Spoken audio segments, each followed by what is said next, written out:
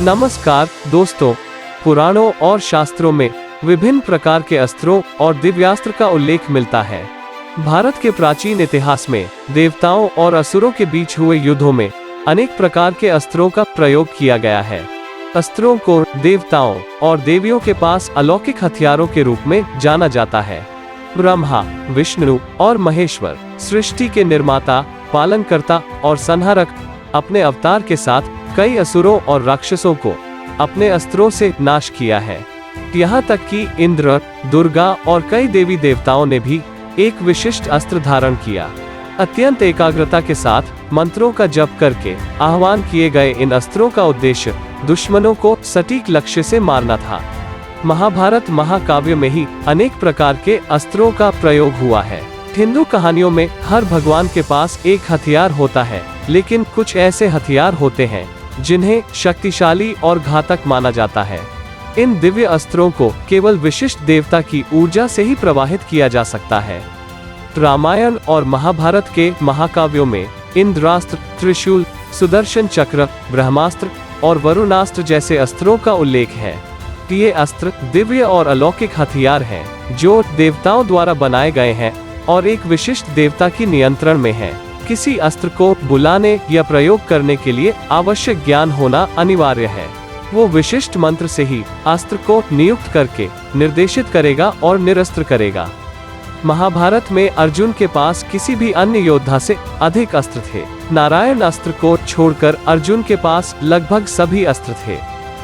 ऐसी विशिष्ट शर्तें भी हैं जो योद्धा को एक अस्त्र का उपयोग करने में सक्षम होना चाहिए। एक योद्धा को अलौकिक हथियार को संभालना, नियंत्रण और निरस्त्र करने के लिए आवश्यक ज्ञान होना चाहिए। ये आमतौर पर एक मंत्र का रूप लेता है और मुंह से शब्द द्वारा शिक्षक से छात्र तक जाता है। आश्चर्य नहीं कि ये ज्ञान केवल सबसे योग्य छात्रों को दिया जाता है। कुछ ऐसे अस्त्र भी हैं जिन्हें केवल उनके इच्छित देवता से ही प्राप्त किया जा सकता है, क्योंकि केवल मंत्र का ज्ञान ही किसी के लिए उनका उपयोग करने के लिए पर्याप्त नहीं है। महाभारत में पांडवों और कौरवों के बीच हुए एक महान युद्ध की कहानी है। पवित्र पुराणों के भीतर कुछ अत्यधिक उन्नत विनाशकारी हथियारों के संदर्भ हैं, जिनमें से सबसे गंभीर ब्रह्मास्त्र हो सकता है। इन हथियारों का विवरण स्पष्ट रूप से एक उन्नत लक्षण का संकेत देता है, जो संभवतः अस्तित्व में था। महाभारत में कई योद्धाओं ने अपने महायुद्धों के दौरान कई अस्त्रों का इस्तेमाल किया था। उनमें से एक उदाहरण के लिए सुदर्शन चक्र था। सुदर्शन चक्र भगवान विष्णु का एक महान शस्त्र थे, जो नक्षत्र मंडल की तरह है। इसके 108 दांतेदार किनारों के भीतर इस हथियार को आमतौर पर भगवान विष्णु के दाएं हाथ में दर्शाया गया है। कभी कभी चक्र को समय के चक्र का प्रतीक भी माना जाता है, जिसे भगवान विष्णु नियंत्रित करते हैं। महाभारत में युधिष्ठिर के राजसूय यज्ञ के समय भगवान कृष्ण ने शिशुपाल को मारने के लिए अपने हथियार का इस्तेमाल किया था। महाभारत में पाया जाने वाला एक और अस्त्र पाशुपतास्त्र है। प्राचीन हिंदू इतिहास में पाशुपतास्त्र भगवान शिव, काली और आदि शक्ति का सबसे विनाशकारी विशिष्ट हथियार था। मन, आंख, लफ्ज या धनुष के आवाहन से ये शक्तिशाली अस्त्र सृष्टि का नाश और सभी प्राणियों का संहार कर सकता है। वास्तव में कई विद्वान इस बात से सहमत हैं कि पाशुपतास्त्र वास्तव में अन्य सभी अस्त्रों का सबसे शक्तिशाली, विनाशकारी और अनोखा हथियार है। महाभारत हमें बताता है कि केवल अर्जुन के पास ये हथियार था, जो भगवान शिव से प्राप्त हुआ था।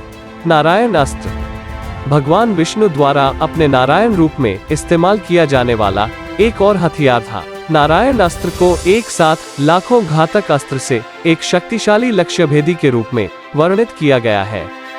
महाभारत के अनुसार केवल भगवान कृष्ण, द्रोणाचार्य और अश्वत्थामा के पास नारायणास्त्र था। इस हथियार के बारे में सबसे दिलचस्प विवरणों में से एक ये है कि इसे युद्ध में केवल एक बार इस्तेमाल किया जा सकता है।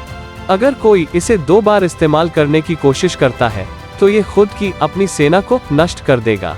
महाभारत में एक अन्य विदित अस्त्र ब्रह्मास्त्र है। अनेक पुराणों में शस्त्र का वर्णन किया गया है। इसे समकक्षों की तुलना में अधिक घातक हथियार माना जाता है, लेकिन इस अस्त्र के इस्तेमाल पर कुछ पाबंदियां हैं। इस अस्त्र का उपयोग मानवता के लाभ के लिए तभी किया जा सकता है जब योद्धा अपने सभी उपलब्ध अस्त्रों को खो देता है। महाभारत में पाया जाने वाला एक और अस्त्र ब्रह्मशिरा अस्त्र है। इस हथियार को ब्रह्मास्त्र का विकास माना जाता है। प्राचीन ग्रंथ के अनुसार इस शस्त्र में ब्रह्मास्त्र की शक्ति का 4 गुना होना माना गया है। वास्तव में इसका नाम निर्माता भगवान ब्रह्मा के नाम पर रखा गया है। इसके अलावा ये कहा जाता है कि एक बार हथियार का उपयोग करने के बाद जिस क्षेत्र में इसे लक्षित किया जाता है वो पूरी तरह नष्ट हो जाएगा और उस प्रदेश पर कम से कम 12 वर्षों तक घास का एक टुकड़ा भी नहीं उग सकता है। उस क्षेत्र में 12 साल तक बारिश नहीं होगी और धातु और गंदगी सहित सब कुछ जहर हो जाएगा। इस हथियार से होने वाला विनाश आज का हाइड्रोजन बॉम्ब या थर्मोन्यूक्लियर हाइड्रोजन बॉम्ब के समान है। कई परमाणु विशेषज्ञों के अनुसार हाइड्रोजन बम में परमाणु बम से 1000 गुना अधिक शक्तिशाली होने की क्षमता है। यदि ऐसा है तो हाइड्रोजन बम के विस्फोट की स्थिति में पलक झपकते ही पूरा ब्रह्मांड नष्ट हो जाएगा।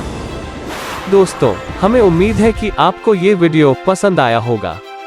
कृपया अपने विचार नीचे कमेंट बॉक्स में व्यक्त करें और इस चैनल को सब्सक्राइब करना न भूलें। धन्यवाद।